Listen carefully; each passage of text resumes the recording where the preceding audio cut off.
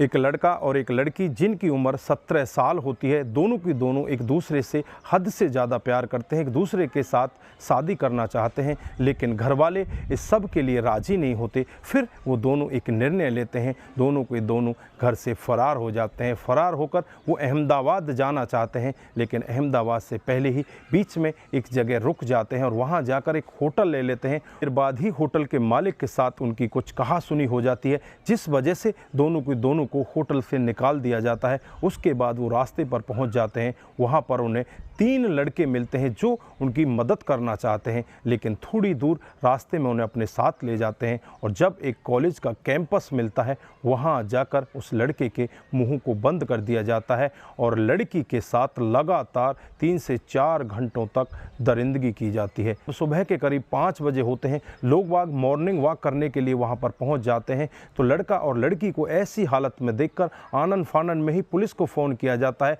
उन दोनों को उठाकर नज़दीकी हॉस्पिटल में ले जाया जाता है और जब उनसे पूरा वाक़या पूछा जाता है तो हर किसी की आंखें फटी की फटी रह जाती हैं कि आखिरकार इनके साथ में इतना घिनौना काम क्यों हुआ। दोस्तों, जानते हैं पूरा मामला क्या था। नमस्कार, जय हिंद। आप देख रहे हैं APH न्यूज़ राहुल रावत के साथ। तो दोस्तों, आज की जो हकीकत की घटना आपको बताने जा रहा हूं, राजस्थान के जोधपुर के जय नारायण यूनिवर्सिटी के ओल्ड कैंपस की हकीकत की घटना है। पर सुबह के करीब 5:30 बजे होते हैं जब एक व्यक्ति घूमने के लिए उस मैदान में पहुँच जाता है। तो वहाँ जाकर देखता है कि एक लड़का बहुत ही डरा हुआ, सहमा हुआ वहाँ पर पड़ा हुआ है और वो दर्द से कराह रहा है। जब उस लड़के को पुचकारा जाता है, उससे पूछा जाता है, तो सामने आगे की तरफ देखते हैं कि एक लड़की जिसके कपड़े फटे हुए हैं, वो फटे हालत में पड़ी हुई है। आनन फानन में ही पुलिस को खबर किया जाता है। पुलिस मौके पर पहुंच जाती है।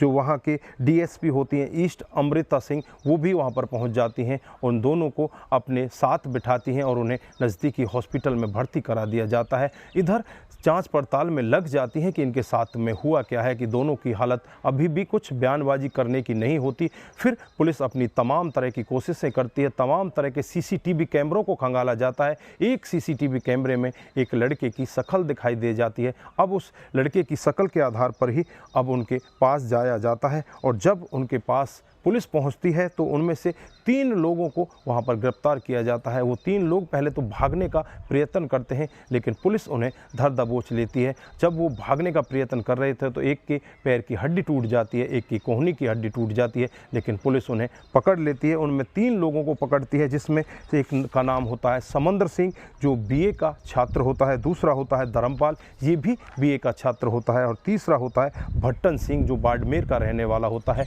ये भी BA का छात्र होता है। इन तीनों की गिरफ्तारी करने के बाद जब इनको जेल के अंदर डाला जाता है, इनसे पूछताछ की जाती है, तो एक बहुत ही बड़ा खुलासा वहाँ पर देखने को मिलता है। इधर उस लड़का और लड़की को भी होश आ जाता है।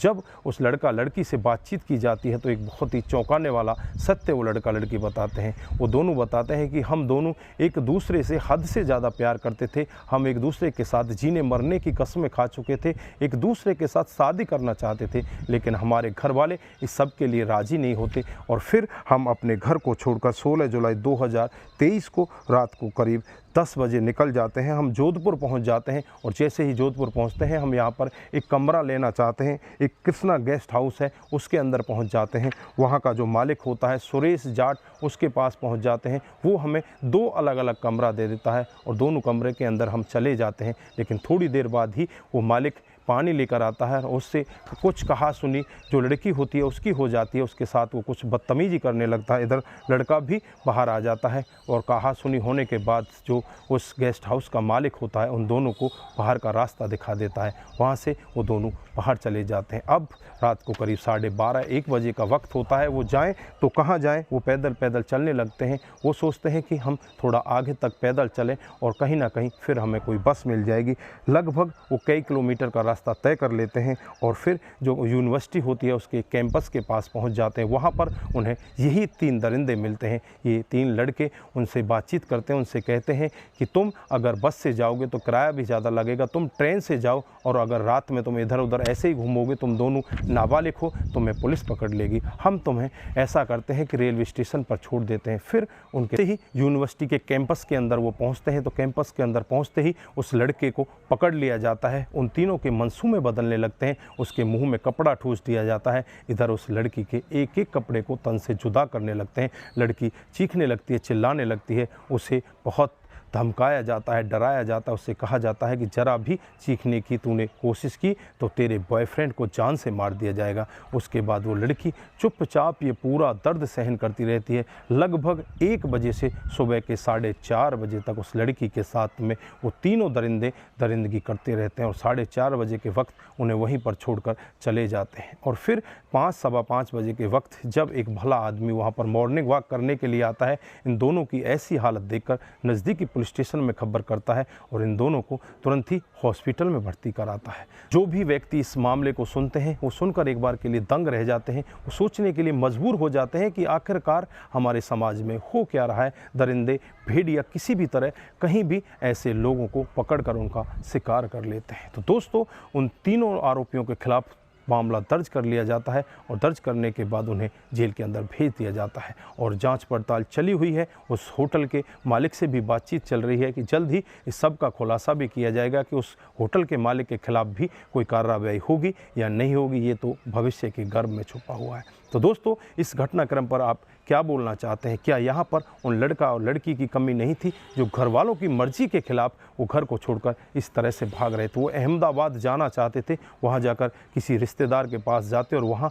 वो दोनों शादी करते, लेकिन उनकी उम्र अभी भी 17 साल से कम है। तो दोस्तों, इस घटनाक्रम पर आपके जो भी विचार हैं एक बार कमेंट बॉक्स में ज़रूर दीजिएगा। दोस्तों, इस घटनाक्रम को सुनाने का उद्देश्य सिर्फ आपको जागरूक करना है, आपको बताना है कि रात में इस तरह से चलना खतरे से खाली नहीं है। दोस्तों, अगर आप प्यार भी करते हैं तो अपने घर वालों की मर्ज़ी से ही शादी करें। इस तरह से भागकर आपको सदा इसी तरह की ठोकरें मिलेंगी, आप कहीं भी सुखी नहीं रह पाओगे। तो दोस्तों, अपना ख्याल ज़रूर रखें, अपने परिवार का ख्याल रखें, सतर्क रहें, सावधान रहें और ऐसे क्राइम को अपने आसपास ना होने दें। नमस्कार, जय हिंद,